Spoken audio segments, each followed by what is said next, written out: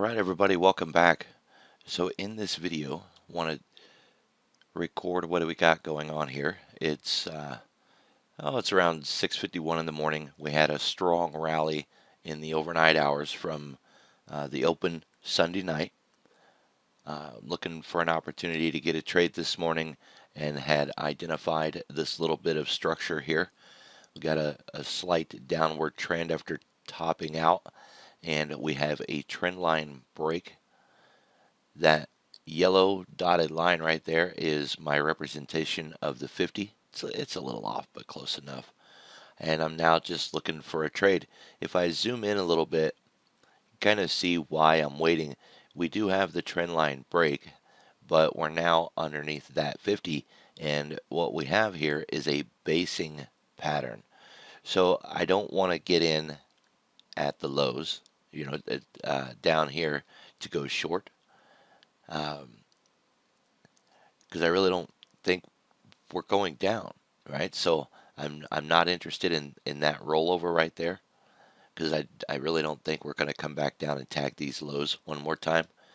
If we do, then that'll be where I want to get in. I would have got in there.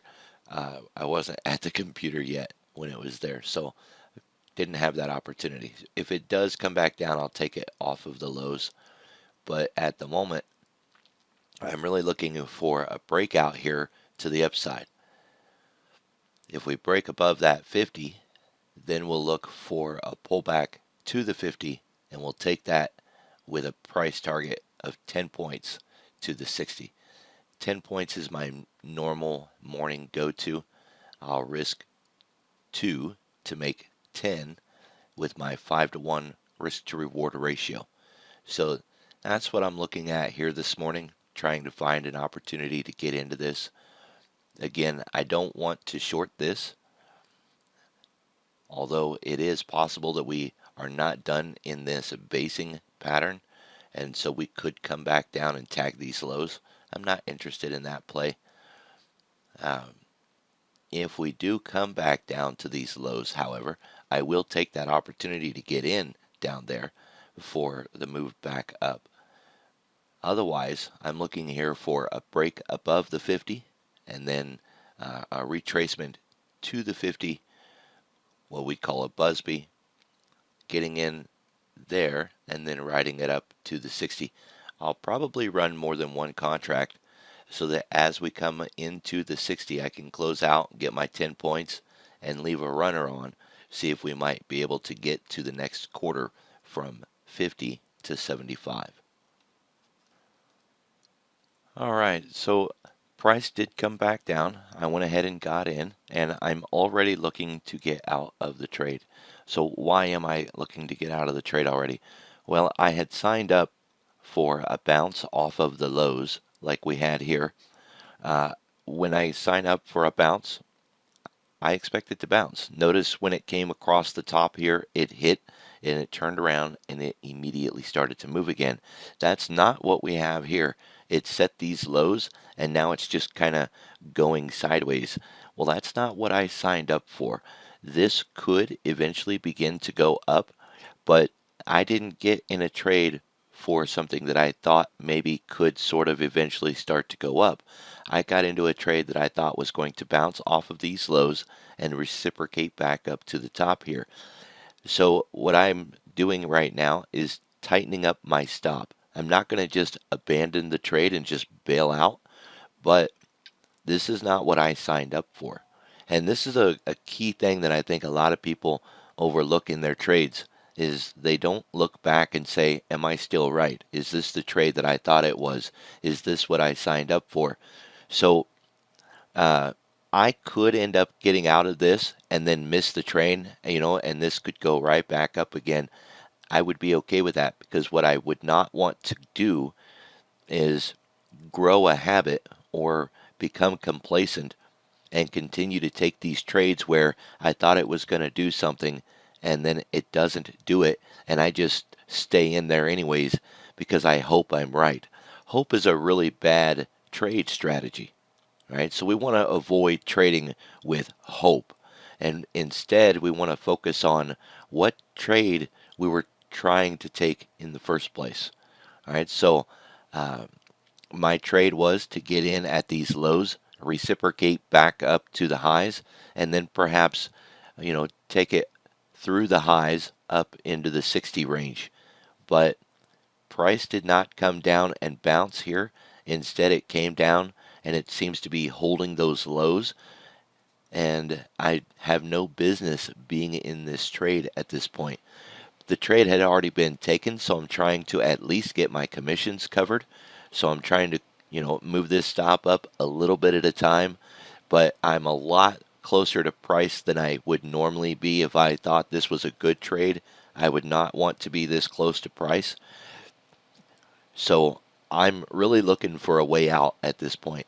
If it does just suddenly spike and go up, okay, I mean, I'll stay in it, but what I won't do is leave my stop down here at the 2 point. I got in at 37. My 2 point stop was at the 35, and I'm not going to leave my stop down there. I'm not even looking to stay in this trade at this point. I just want to get out because this is not what I signed up for. And I'll look to see you guys at the next video. You know what, real quick, before I log off, let's look at what that would actually do to the account. So this is a new account because we're going to start this all over again at the lows. So I pulled money out. We've got a $500 account here. If I was going to get a 10-point trade this morning, we need to discuss what that would do to the account. How much 10 points would change this account? What kind of growth that would equal? So let me demonstrate that. We have a $500 account, and we were going to get 2% account growth, and that would leave the account with $510. 2% account growth in one trade. That's an amazing growth rate. All right.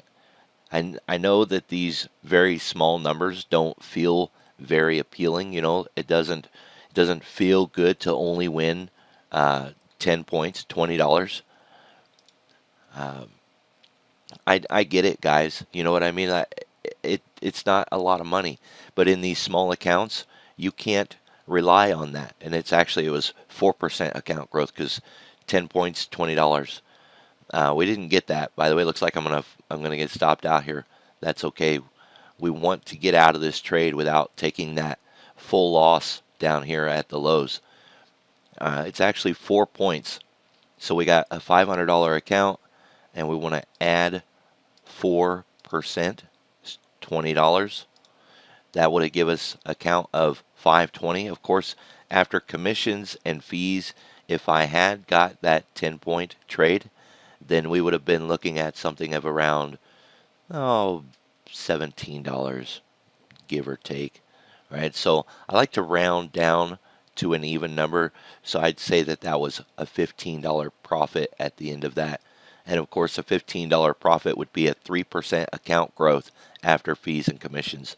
3%, guys, that's amazing numbers. Think about all those people that you see on TV from JP Morgan, Wells Fargo, Goldman Sachs. Those firms win awards for 11% account growth year after year after year. If you took a trade and you grew your entire account by 3%, that's amazing. That's big growth. These little bitty dollar numbers, $5, $10, $15 profit, that it doesn't inspire, right? They're just such small numbers, but you have to keep things in perspective. And so, while $15 or $20 might not seem very good, if you realize that was 3% or 4% account growth, that's pretty amazing. Okay, keep that in mind. All right, guys, I'll look forward to seeing you at the next video.